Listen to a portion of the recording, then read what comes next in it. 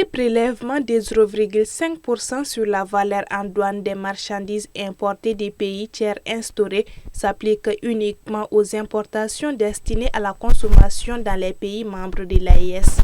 Sont exclus de cette taxe les produits originaires de l'AES, les dons humanitaires, les biens diplomatiques, les marchandises en transit, entre autres, selon les règles douanières en vigueur.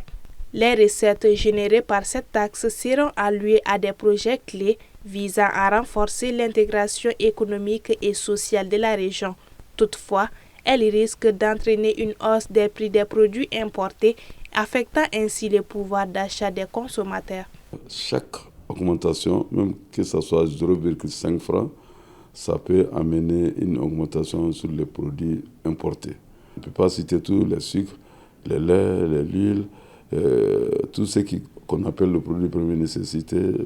Donc je pense qu'on peut avoir un impact parce que c'est une augmentation des taxes. Toi, tu payes tes différentes importations à 5 000 francs.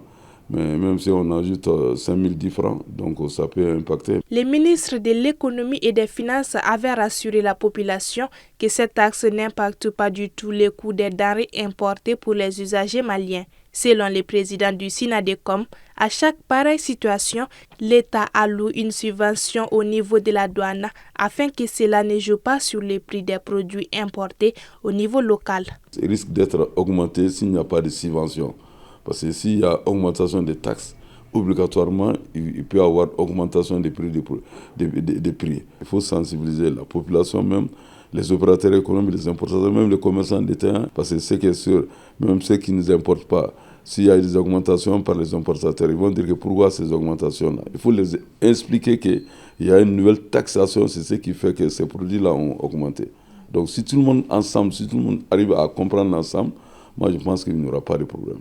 La mise en place de cette taxe intervient dans un contexte où le Mali, le Burkina Faso et le Niger, après avoir quitté la communauté économique des États de l'Afrique de l'Ouest CEDEAO en janvier 2025, continuent de bénéficier des avantages commerciaux de l'organisation, notamment la libre circulation des personnes et des biens en attendant un accord formel sur les modalités de leur séparation.